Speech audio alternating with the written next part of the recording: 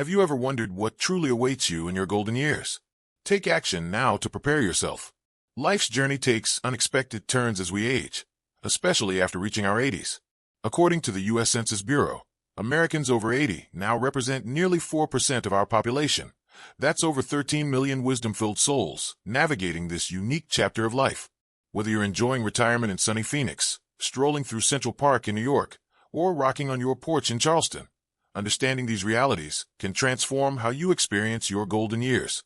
Today, we're exploring 7 challenging, yet manageable, truths about life after 80 that few people discuss openly. These aren't just the obvious physical changes your doctor mentions during your annual checkup in Boston or San Diego. These are the deeper shifts that affect how your neighbors in Savannah treat you, how you view your weekly bridge game in Milwaukee, and how your memories of family picnics in Yellowstone take on new meaning. Before we dive into this deep conversation, I'd love to know who I'm talking to. Where are you watching this from? 1. The shrinking circle, when your social world gets smaller. Remember those bustling Thanksgiving dinners at your home in Chicago, with grandkids running around the dining room table and neighbors dropping by with homemade apple pie? Or those Saturday morning walks with friends around the lake in Minneapolis? As we cross into our 80s, those gatherings often become quieter, less frequent, like autumn leaves gradually falling from a tree. Research from the National Institute on Aging shows that nearly 43% of adults over 80 experience significant social isolation, a stark contrast to the vibrant social lives many enjoyed in their 60s and 70s. This isn't just feeling occasionally lonely. It's a fundamental shift in how connected we remain to the world around us. The phone that once rang throughout the day while preparing dinner in your Houston kitchen now sits silent for longer stretches. Family members caught up in carpools and Little League in suburban Dallas don't call as often. Friends who once met you for weekly coffee at that corner cafe in Portland have moved away to be with family, face health challenges, or have passed on. It's like being in a rowboat that's drifting further from shore, not dramatically, but steadily, almost imperceptibly until you look up one day and realize how far you've come from the bustling harbor of your previous social life. This isn't about self-pity or resignation. It's about honest recognition. What becomes precious after 80 isn't the quantity of connections, but their quality. That monthly call from your college roommate in San Francisco carries more weight than a dozen casual greetings. The weekly visit from your neighbor who helps bring in your groceries in Albuquerque means more than any crowded social gathering once did. Your world may grow quieter, but each meaningful connection shines brighter against that silence, like stars becoming visible only when the sky darkens. Cherishing these relationships, nurturing them like prized orchids rather than a field of daisies, becomes one of life's most rewarding practices. 2. When small health issues become mountains to climb. Remember when catching a cold in Cincinnati meant a day of rest, and you'd be back to your morning routine? Or when that twisted ankle, while checking your mailbox in Seattle, would heal after a weekend of elevation and ice packs? After 80, our bodies respond differently. That same cold might linger for weeks, leaving you fatigued long after the sniffles subside. That minor fall while tending to your beloved tomato plants in your Atlanta backyard garden could lead to months of recovery, physical therapy appointments, and significant lifestyle adjustments. According to research published in the Journal of the American Geriatric Society, the average recovery time from common illnesses doubles after age 80, with even minor infections requiring 60% longer healing time than in younger adults. Your immune system, once a robust defender like the Great Wall of China, now functions more like a picket fence with several missing slats. This new reality isn't about weakness, it's about adaptation. Think of it like driving a vintage car along Route 66. Still beautiful, still functional, but requiring more careful maintenance, more gentle handling, and more attention to unusual sounds or vibrations. The margin for error narrows, like walking on a balance beam that gradually becomes thinner. Skip breakfast before your morning walk around the neighborhood in Nashville, and you might find yourself dizzy and unsteady. Forget to drink enough water during a hot afternoon in Phoenix, and you could end up in the ER with dehydration. What's particularly challenging isn't just the physical reality, but the emotional adjustment. If you've always prided yourself on resilience, whether you worked construction in Detroit, taught elementary school in Denver, or raised 5 children in suburban Columbus, this new vulnerability can feel like a personal failure rather than a natural life transition. The wisdom lies in recognizing this shift not as surrender, but as strategic adaptation. Like a skilled chess player in Washington Square Park who changes tactics as pieces are removed from the board, you learn to protect what matters most: your independence, your dignity, Your ability to enjoy daily pleasures, like watching cardinals at your bird feeder or enjoying your grandchild's piano recital. 3. Becoming invisible when the world looks past you. Have you noticed how the hostess at your favorite family restaurant in Miami might look past you to greet younger patrons? Or how the pharmacy technician in Chicago sometimes speaks to your adult child rather than directly to you, even though you're standing right there? One of the most jarring changes after 80 is the subtle shift in how others perceive and interact with you in social spaces. According to social psychology research conducted at Stanford University, people over 80 report being interrupted in conversation 3 times more frequently than those in their 60s, and their contributions in group settings are less likely to be remembered or attributed correctly. It's as if age itself becomes a filter through which others see you, sometimes blurring your individuality, your history, your capabilities. You might share an insightful comment during your grandson's graduation dinner in Philadelphia, only to have someone else repeat the same idea minutes later to general acclaim. You might raise your hand during the community meeting at your neighborhood center in St. Louis, only to wait longer than others to be acknowledged. This gradual fading of social presence isn't usually born from malice or intentional disrespect. Rather, it reflects deep cultural biases that equate youth with relevance and novelty with value. In a society that moves at the speed of smartphones and values innovation above experience, the wisdom earned through 8 decades can be overlooked like a subtle watercolor in a gallery of bold abstract paintings. The emotional impact can be profound, a mixture of frustration, sadness, and sometimes a quiet resignation. After decades of being heard, of having opinions that mattered at work conferences in Denver or family decisions about summer vacations to the Grand Canyon, this new reality can feel like being slowly erased. Yet there's power in naming this experience, in recognizing it not as a personal failing, but as a cultural blind spot.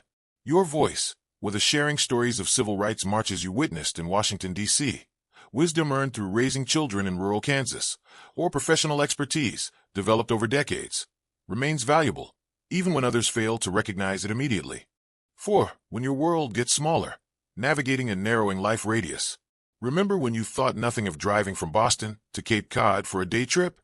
Or flying to San Francisco to visit your college roommate? Or even just walking 10 blocks to your favorite bookstore in downtown Chicago? After 80, your geographic world often contracts, not suddenly, but gradually, like a slowly receding tide. The Research Institute on Aging reports that the average life radius, the distance regularly traveled from home, shrinks by approximately 50% between ages 65 and 85. Your favorite restaurant in Austin might now seem too far away. The church you've attended for decades in New Orleans might become challenging to reach each Sunday. The children's baseball games you never missed at the local park in Cleveland might now feel overwhelmingly distant, especially during evening hours or inclement weather. This contraction happens for various reasons. Perhaps driving at night through downtown Seattle becomes too stressful, or the walk from the parking garage to your doctor's office in Philadelphia feels increasingly daunting. Public transportation that once felt convenient in Chicago now presents challenges with steps, crowds, and unpredictable schedules. Simultaneously, the familiar neighborhood landscape changes around you. The corner market in Brooklyn where you bought fresh bread for decades closes. The friendly pharmacist in your hometown who knew all your medications retires. The neighbors who watched your children grow up move to Florida for retirement. The emotional weight of this shrinking world isn't just about logistics, it's about identity and connection. If you've always been on the go in Dallas, always ready for an impromptu road trip to the Grand Canyon, always the one organizing family reunions in the Smoky Mountains, this new limitation can feel like losing a part of yourself. Yet within this smaller radius lies an opportunity for depth rather than breadth. Like focusing a camera lens, narrowing your geographic scope can bring into sharper relief the beauty of what remains accessible. The morning light through your kitchen window in Savannah, the changing seasonal displays in your neighbor's garden across the street in Portland, the familiar faces at your local diner in Albuquerque who know exactly how you like your coffee. Quality of experience begins to matter more than quantity of locations. A thoughtful conversation with your mail carrier in Milwaukee might bring more joy than a rushed visit to a crowded tourist attraction. Watching cardinals at your bird feeder in your backyard in Louisville might offer more peace than an exhausting day trip to a distant location. 5. When your body becomes unpredictable, learning to navigate uncertainty. Have you ever planned to attend your granddaughter's dance recital in St. Louis, only to wake up feeling too unsteady to leave home? or intended to prepare your famous apple pie for Thanksgiving dinner in your daughter's Houston kitchen, only to find your hands too stiff to peel fruit that particular day. After 80, one of the most challenging realities is the unpredictability of your own body. The way it seems to change the rules without warning, like a game where no one told you the new playbook. According to research from Johns Hopkins Medicine, adults over 80 experience significantly more day-to-day variability in physical function than younger seniors, with nearly 65% reporting good days and bad days that they cannot reliably predict. This inconsistency manifests in countless ways. The steady hands that have knitted countless sweaters in your Minneapolis living room might suddenly tremble when reaching for your morning coffee. The legs that carried you confidently through grocery store aisles in Phoenix for decades might suddenly feel wobbly on Tuesday, though they worked fine on Monday. The mind that manages your household finances with precision might occasionally blank on your granddaughter's birthday, though you've never forgotten it before. What makes this reality particularly difficult isn't just the physical limitations. It's the loss of certainty, of being able to make plans with confidence. Can you commit to volunteering at the local library in San Antonio next Wednesday? Will you feel strong enough for the family reunion in Central Park next month? This uncertainty can erode not just activities but identity, especially if you've always been dependable grandpa, or the neighbor everyone in Savannah could count on. The emotional response often includes frustration, sometimes even anger, natural reactions to a body that seems to have developed a mind of its own after decades of reliability. If you've spent a lifetime being punctual to business meetings in Chicago, athletic on tennis courts in Miami, or mentally sharp leading book clubs in Seattle, these unpredictable limitations can feel like betrayal rather than natural aging. Yet within this uncertainty lies an opportunity for a different kind of strength, flexibility. Like a willow tree that bends with the wind rather than breaking, adaptability becomes your greatest asset. Learning to listen to your body signals, to plan with contingencies, to forgive yourself for limitations. These become not signs of weakness, but of wisdom.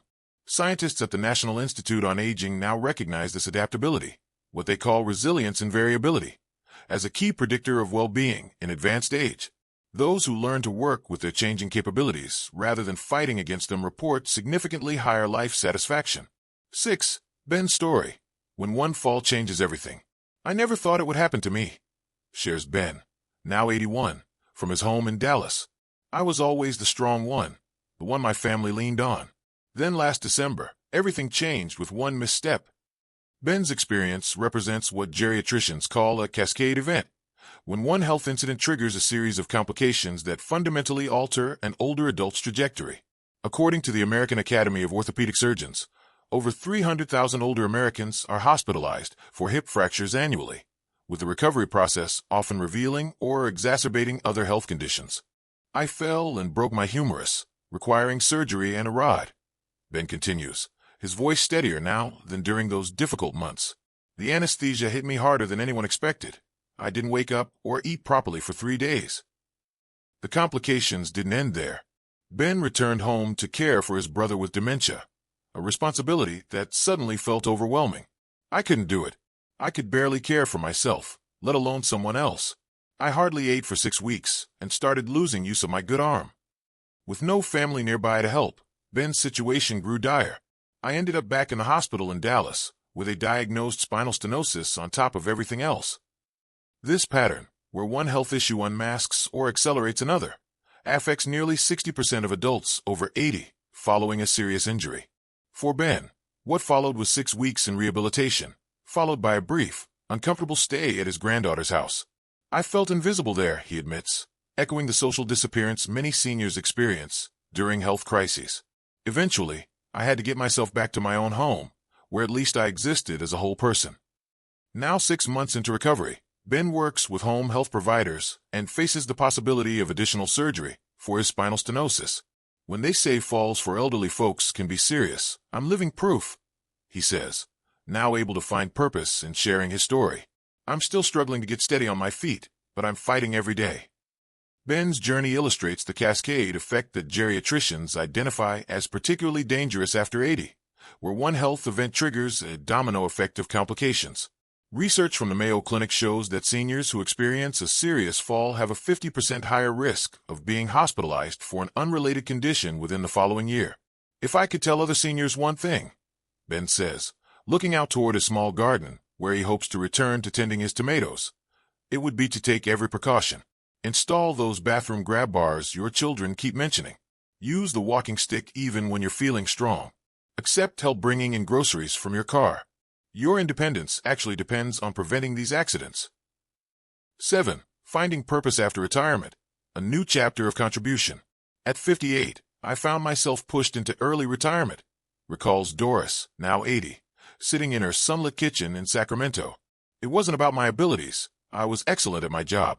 It was office politics and jealousy because I did everything by the book. Doris's experience reflects what many Americans face, retirement that comes earlier than planned. According to the Employee Benefit Research Institute, nearly 46% of Americans retire earlier than they intended, often due to workplace challenges, health issues, or caregiving responsibilities. When they let me go, I gracefully accepted rather than fighting it. Doris continues, pouring herself a cup of coffee with steady hands. But when they called me later asking for free advice about problems they couldn't solve, I declined. They had cost me years of salary increases that would have boosted my pension. My expertise had value. Now, 2 decades later, Doris has crafted a life of purpose that defies stereotypes about aging. At 80, I still get asked for professional guidance, and now I choose when and how to share my knowledge. It's empowering to set those boundaries. What struck me most powerfully during my conversation with Doris was her observation about younger colleagues. It's interesting watching younger folks struggle through tasks I mastered decades ago. They work so hard reinventing wheels I could help design better. But there's dignity in letting them find their way while remaining available when genuinely needed. This perspective, finding the balance between offering wisdom and allowing others their own journey, represents what developmental psychologists call generativity, the desire to guide future generations without controlling them. Research shows that seniors who find this balance report significantly higher life satisfaction and sense of purpose. I believe that with good health, you do what you can for as long as you can, Doris says, glancing at her organized calendar of community volunteer commitments, family birthdays, and even a computer class she's taking at the local community center. It keeps your mind, body, and spirit active. Every morning, I make my bed in my Sacramento home, prepare a proper breakfast, and plan my day with purpose. Not because I have to, but because I choose to. Doris acknowledges her blessings. This applies only to those fortunate enough to enjoy relatively good health. I feel deeply for those who don't have this privilege. Her empathy reflects a wisdom often developed after 80, the recognition that health itself is not an achievement, but a gift to be honored through how we live each day. Have you considered how you'll navigate these changes when they appear in your life? More importantly, have you thought about how you might prepare now, whether you're approaching 80 or supporting someone who is? We'd love to hear your experiences or questions. What challenges have you faced after 80? What wisdom would you share with others approaching this milestone? Your story matters more than you know. It might be exactly what someone else needs to hear today. Subscribe to our channel for more supportive conversations about aging with grace and dignity.